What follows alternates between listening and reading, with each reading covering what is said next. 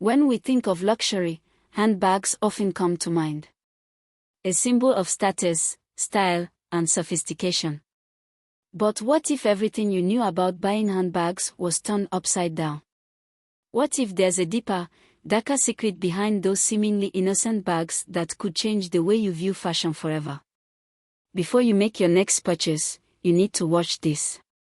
You'll never look at handbags the same way again.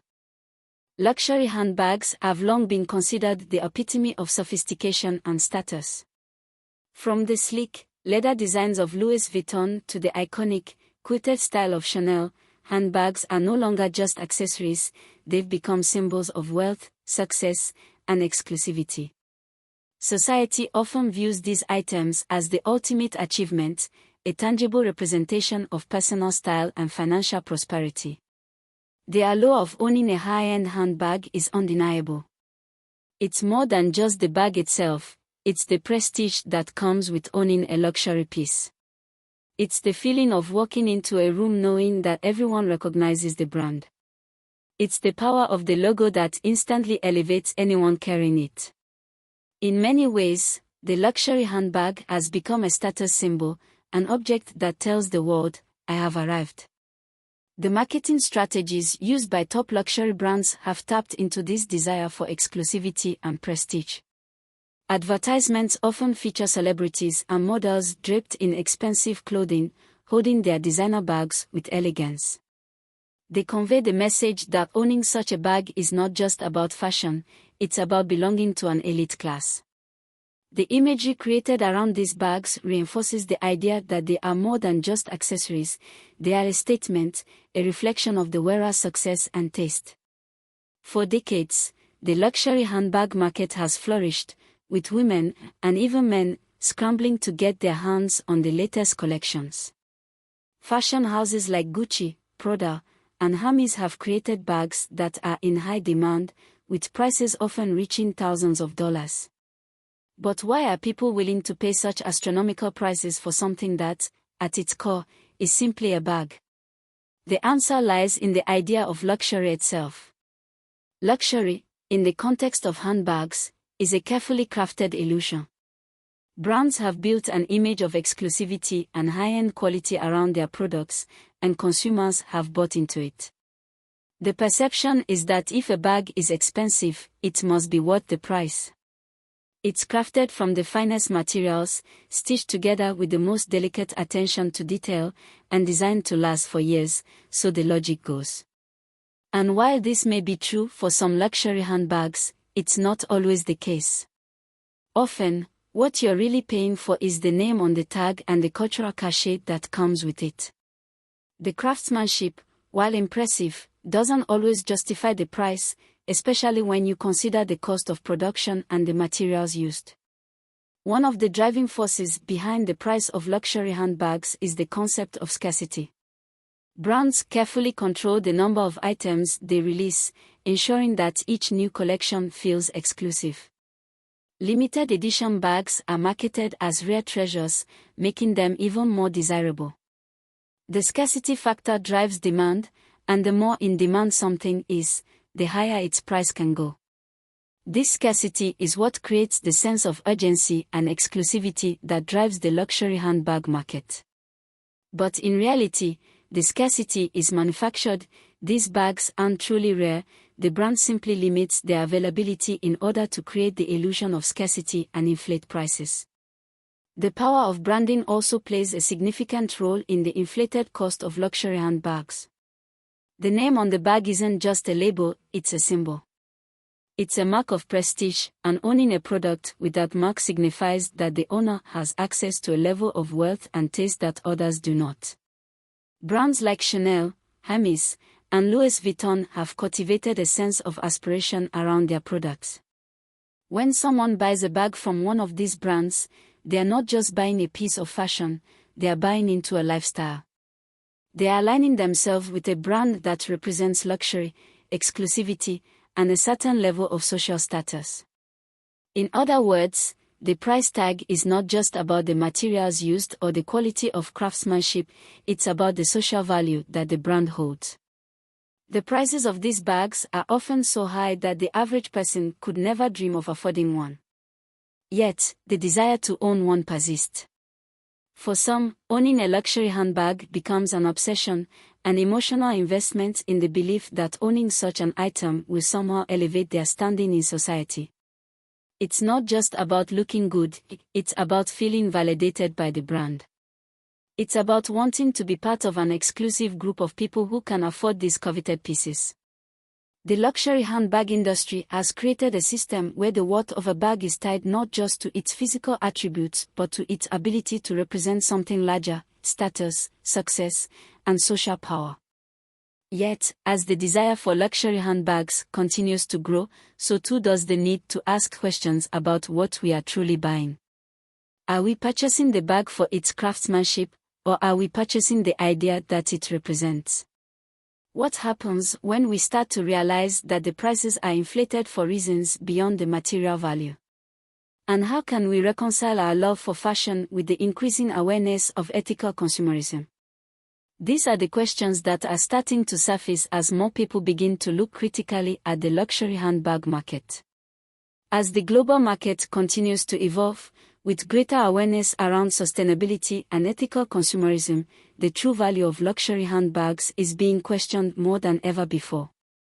While it's clear that the demand for luxury bags shows no signs of slowing down, it's important to recognize that we are not simply buying a product, we are buying into an image. The price tag reflects much more than just the physical value of the bag. It reflects the power of branding, marketing, and the societal pressures that drive us to seek out luxury in the first place. In the end, it's not just about the handbag, it's about understanding the forces at play in the luxury market and asking ourselves whether we are truly making an informed decision or simply succumbing to the allure of exclusivity and status. If we can look beyond the branding and the shiny logos, we might just discover that what we value most isn't the label, but the choices we make and how they reflect our personal values. As Anna's strange habit of eating soap continued, her health began to deteriorate. The subtle signs of discomfort that had been brushed off as small inconveniences soon escalated into serious concerns. Her mother, Clara, had always prided herself on being a diligent and caring parent, but the idea that her daughter was struggling with something so unusual was something she couldn't quite comprehend at first. Anna had always been a healthy child, vibrant, and full of energy. But now, she appeared drained, both physically and emotionally. Anna's stomach problems were the first clear sign that something wasn't right. At first, she chalked it up to stress or perhaps the occasional overindulgence in junk food. But as the pain intensified, it became clear that it wasn't just a passing issue. Her stomach would cramp unexpectedly, and she began feeling nauseous at random times during the day. Clara couldn't ignore the sharp, bloated look that Anna had developed in her midsection. She would wince when the cramps hit, and on several occasions, she had to run to the bathroom after meals. But despite these signs, Anna never said anything to her mother. She dismissed it as a passing phase, convinced that things would eventually return to normal. But they didn't. Clara started to notice that Anna wasn't as energetic as she used to be. The once enthusiastic young girl, who would bound out of bed early every morning to take on the day, had become lethargic and sluggish. Her eyes, once bright and lively, had become dull and tired.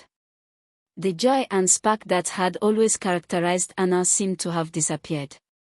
She no longer participated in the activities she once loved, things like drawing, meeting friends, and even playing outside. Her social interactions had dwindled, and Clara began to notice Anna retreating to her room more often. Clara's concern deepened when she noticed that Anna had lost interest in food altogether. At the dinner table, her once voracious appetite was replaced by disinterest. She barely touched her meals, instead pushing them around her plate. Clara would often find Anna absent-mindedly nibbling on something in her room, something that didn't quite belong to the regular snacks she usually enjoyed. At first, Clara assumed Anna was just going through a phase of disinterest in food. But as Anna's health continued to decline, Clara began to worry more. She couldn't put her finger on it, but something was wrong, and it wasn't just physical, it was emotional too. Anna had become secretive. Her mother would call out to her, but Anna would often ignore her or respond with vague, non-committal answers. Clara had always felt that she had a close relationship with her daughter. They had shared everything, from trivial matters to deeper concerns, but now there was an invisible barrier between them. Anna no longer seemed willing to open up. She would avoid eye contact when Clara asked her questions, and her responses became shorter and more guarded. The first real clue came one evening when Clara went to Anna's room to check on her. She had been hearing strange noises coming from the room, soft, rhythmic chewing sounds. She entered cautiously, unsure of what to expect. What she saw shocked her. Anna was sitting on her bed, a bar of soap in her hand. She wasn't just holding it, she was chewing it. There was soap residue on her lips, and the small pieces she had bitten off were scattered across her bed. Clara froze, not sure whether she was seeing things. "Anna, what are you doing?" she asked, her voice filled with both confusion and concern. Anna looked up in horror, her face flushed with embarrassment. She quickly hid the soap behind her, stammering to explain herself. I was just tasting it," Anna replied, her voice cracking with shame. Clara was at a loss for words. "Tasting it? Why on earth would you do that?" she asked, her tone a mixture of disbelief and worry. Anna was quiet, unable to look her mother in the eye. "I don't know, Mom," she whispered, her voice barely audible. "It just feels right. It's like... I don't know how to explain it. It's comforting." Clara didn't understand. How could something as harmless as soap bring comfort? What could be going on in her daughter's mind that would lead her to develop such an unusual habit?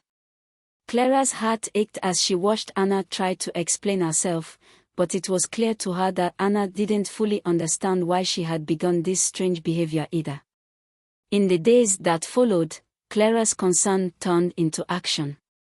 She began to research pica, the condition in which people are compelled to eat non-food items. She learned that pica was often linked to nutritional deficiencies, psychological disorders, or even stress. As she read more, Clara began to understand that Anna's behavior wasn't just a quirky habit, it was a manifestation of something deeper. Clara confronted Anna again, but this time, she approached the subject with more understanding and care. She gently explained what she had learned about pica and asked Anna to open up about what was going on in her life. Anna, who had been hiding her emotions for so long, finally broke down. She confessed that she had been feeling overwhelmed, stressed by the pressures of school, the expectations of her friends, and her own internal struggles. The pressure to succeed, to be perfect, had been weighing on her for a long time, and eating soap had become a way to cope. The act of chewing the soap, however odd it seemed, provided a momentary sense of relief from the anxiety she felt. It was the only thing that helped her feel in control when everything else felt chaotic. Clara listened, heartbroken by the revelation. She hadn't realized how much her daughter had been silently suffering. She had always pushed Anna to be the best, to strive for perfection, but she hadn't been aware of the toll it was taking on her emotional well-being. As a mother, Clara felt a deep sense of guilt, wondering if she had played a role in driving Anna to this point. But more than anything, she felt an overwhelming need to help her daughter, to help her break free from this unhealthy coping mechanism and reclaim her life. This was the turning point. Clara knew that they needed help. It was time to seek professional guidance and support, not only for Anna's physical health but for her emotional well-being as well. The journey to recovery would be long, but Clara was determined to be there for Anna every step of the way. Little did they both know, this would be the beginning of a healing process that would change Anna's life, and their relationship, forever. After Clara's discovery of Anna's secret habit of eating soap, the severity of the situation became clear. It wasn't just a quirky or harmless behavior, it was a symptom of something much deeper, a cry for help that had gone unnoticed for far too long. Clara was determined to get her daughter the help she so desperately needed. She knew that this was more than just a matter of what Anna was eating, it was about understanding the emotional, psychological, and social pressures that had built up inside of her. The first step was to get Anna into professional care. Clara took her to a pediatrician who specialized in eating disorders and pica. The doctor was immediately concerned when Anna revealed her strange cravings. After a thorough evaluation, Anna was diagnosed with pica, a condition often associated with stress, anxiety, and nutritional deficiencies. The doctor explained that people with pica often crave substances that provide a sense of comfort or relief from anxiety. For Anna, soap had become that crutch, a way of self-soothing when the pressures of life became too overwhelming. The diagnosis, while shocking, was a relief in some ways. Clara now had a name for the behavior, and she wasn't alone in trying to help Anna. However, the reality of dealing with pica and its underlying causes was much more complicated than either of them had anticipated. Anna's emotional distress ran deep, and the road to recovery would be far from easy. The doctor recommended that Anna begin a course of therapy to help her walk through her anxiety and stress, as well as address the root causes of her pica.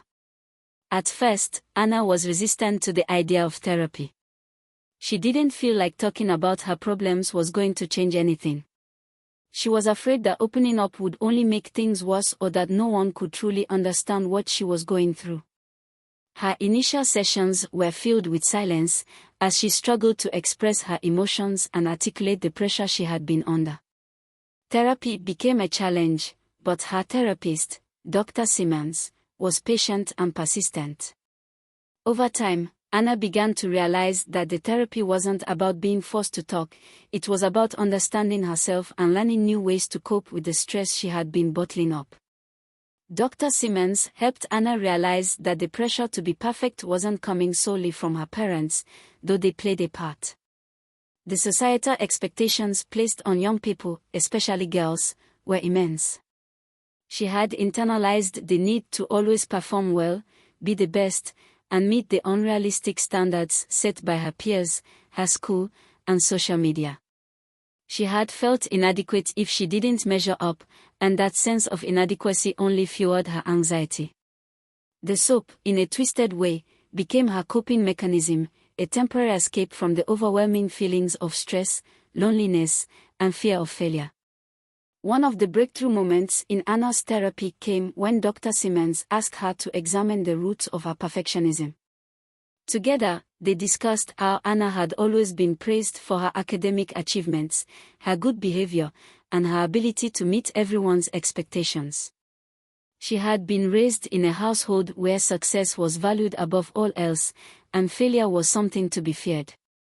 But as Anna started to explore her inner thoughts, she realized that her need for perfection was exhausting. She wasn't living for herself anymore, she was living for others and trying to prove that she was good enough. With this newfound awareness, Anna began to let go of the idea that she had to be perfect. She learned to challenge her thoughts and emotions, recognizing when her anxiety was building up and taking steps to manage it. Instead of turning to soap, Anna started using healthier coping mechanisms. She began journaling, something that had always seemed too daunting before. She wrote about her day, her feelings, and her fears. Over time, the pages of her journal became filled with raw honesty, and Anna found comfort in expressing herself through writing. Anna also returned to drawing, something she had loved doing as a child but had abandoned as her academic pressures mounted. Drawing became another outlet for her emotions. It wasn't about creating perfect art, it was about releasing her feelings through colors and shapes. The act of drawing allowed her to process her emotions in a way that felt both cathartic and liberating. Meanwhile, Clara worked hard to create a supportive environment for Anna. She realized that her focus on academic success had inadvertently contributed to Anna's anxiety, so she adjusted her approach. Clara began to prioritize Anna's well-being over her grades. She gave Anna the space to explore her interests, spend time with friends, and relax without the looming threat of academic performance. This shift in perspective allowed Anna to reconnect with her passions and her sense of self, something she had lost during the years of pressure. Together, Clara and Anna began to rebuild their relationship. Clara listened without judgment and allowed Anna to express her feelings freely, without fear of disappointing her. The vulnerability that Anna had long hidden behind her walls of perfectionism was finally being shared. And as Anna opened up, Clara began to see her daughter not as the high-achieving, perfect student but as a young woman navigating the complexities of growing up in a demanding world. As Anna's therapy sessions progressed, she learned to identify triggers for her anxiety and took active steps to manage stress. She found solace in mindfulness techniques, yoga, and meditation practices that allowed her to calm her mind and regain a sense of control. Slowly, the urge to eat soap faded, replaced by healthier habits and a more positive outlook on life. Anna's transformation didn't happen overnight, but with time, effort, and the support of her mother and therapist, she began to heal. Her health improved, her energy returned, and her emotional well-being stabilized. She had learned that she didn't have to be perfect to be worthy of love and that it was okay to ask for help when she needed it. Anna's story became one of hope, hope that recovery was possible, hope that healing was within reach, and hope that self-acceptance could replace the need for perfection. Her journey wasn't easy, but it was worth it. Anna learned to embrace her imperfections and to prioritize her own happiness over external expectations. The soap, once a symbol of her struggles, was now a thing of the past. Anna was no longer defined by her compulsions or her fear of failure. She had found peace within herself, and with that peace came the freedom to live authentically, without the pressures of trying to be perfect for others. As Anna's healing journey continued, she began to experience the profound changes that therapy, self-reflection, and the unwavering support of her mother had made in her life. The struggles she had faced, the pressure that had once felt like a weight on her shoulders, were slowly melting away, but the work was far from over. It was in this phase of her recovery that she truly began to realize the importance of self-acceptance and how to navigate a world that constantly seemed to demand perfection. One of the first changes Anna noticed was her ability to manage her anxiety without resorting to her old habits. As a young girl, Anna had always been taught that success was the most important thing. She had been conditioned to perform at the highest level, to meet the expectations of others, and to never show signs of weakness. But this constant pressure had created a deep sense of inadequacy. She had felt as though she was only valuable if she was constantly achieving, constantly excelling. The need for perfection had been a form of armor, a way to hide her insecurities from the world. With the help of her therapist, Anna began to break down the unrealistic expectations she had placed on herself. She learned that perfection wasn't the goal, acceptance was. In therapy, Anna was taught techniques to manage stress, including deep breathing exercises and mindfulness practices. These tools became essential in her recovery process. They allowed Anna to ground herself when she felt overwhelmed, teaching her to focus on the present moment rather than the pressures of the past or the fear of future failure. Along with the therapy, Anna had started to reconnect with things she loved. Her passion for drawing, which had been overshadowed by academic pressure, had found its way back into her life. She wasn't drawing for perfection anymore. She wasn't concerned about whether her sketches would be judged or scrutinized by others. She was drawing for herself. The lines on the paper, the colors she used, became her personal expression, a way to release her emotions and navigate the complexities of her inner world. As her art evolved, Anna noticed something remarkable: her drawings had become more vibrant and free. They were no longer confined to the lines of perfection. Instead, they had a rawness to them, a sense of authenticity. Through this creative outlet, Anna was learning that imperfection could be beautiful. Another major change in Anna's life came in her relationship with her mother, Clara. The process of healing had brought them closer than they had ever been before. Anna began to understand that her mother's love had never been conditional on her achievements. Clara had been proud of her daughter for all the right reasons, because she was kind, thoughtful, and capable, not because she was always perfect. It was a realization that left Anna feeling both relieved and empowered. She had spent so much of her life seeking approval from others, but she now understood that the only approval that truly mattered was her own. Clara, for her part, had also undergone a transformation. She had learned to let go of the pressure she had unknowingly placed on Anna. Over time, Clara had come to understand that her role as a mother was not to push Anna to meet external expectations, but to support her in finding her own path and being true to herself. Their conversations, once filled with subtle critiques and unspoken expectations, had shifted to open and honest dialogues about their hopes, their struggles, and their dreams. Clara had learned to listen without judgment, to offer comfort without trying to fix things. Their relationship had deepened, and Anna now felt a sense of unconditional love and acceptance that had been missing before. As Anna's relationship with her mother blossomed, she also started to re-engage with her peers. The friends who had once seen her as the energetic, confident Anna were now getting to know the more vulnerable, introspective version of her. At first, Anna felt hesitant, unsure of how to explain the changes she had gone through. She had been embarrassed by her secret habit, and she feared that others would judge her for it. But slowly, she began to open up to them, sharing her journey and her struggles. To her surprise, her friends were supportive and understanding. They shared their own struggles, and through their conversations, Anna realized that everyone had battles they were fighting. She was no longer alone in her journey. The more Anna spoke about her experiences, the more empowered she felt. Her recovery wasn't just about breaking free from the compulsions that had once controlled her, it was about finding her voice and embracing her true self. She was learning that vulnerability was not a weakness, but a source of strength. Being able to share her story gave her a sense of purpose, a sense of connection to others who had faced similar challenges. It allowed her to embrace her imperfections and see them as part of what made her unique. Over time, Anna's health improved dramatically.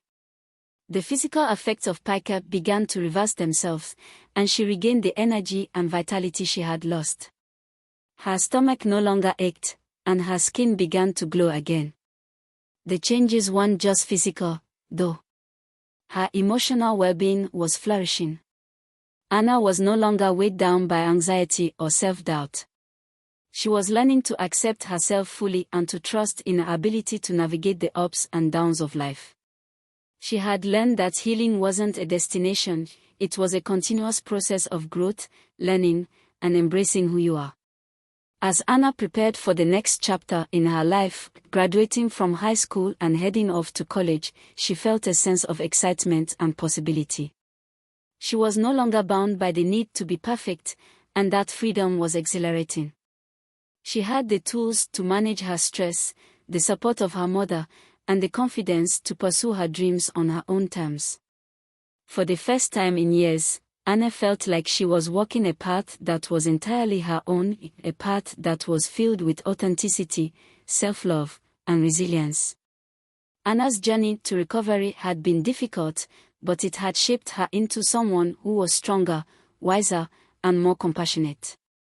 She had learned to value herself for who she was, not for what she achieved.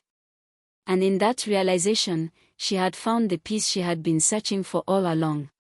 The road ahead was still long, but Anna knew she was ready to face whatever challenges came her way.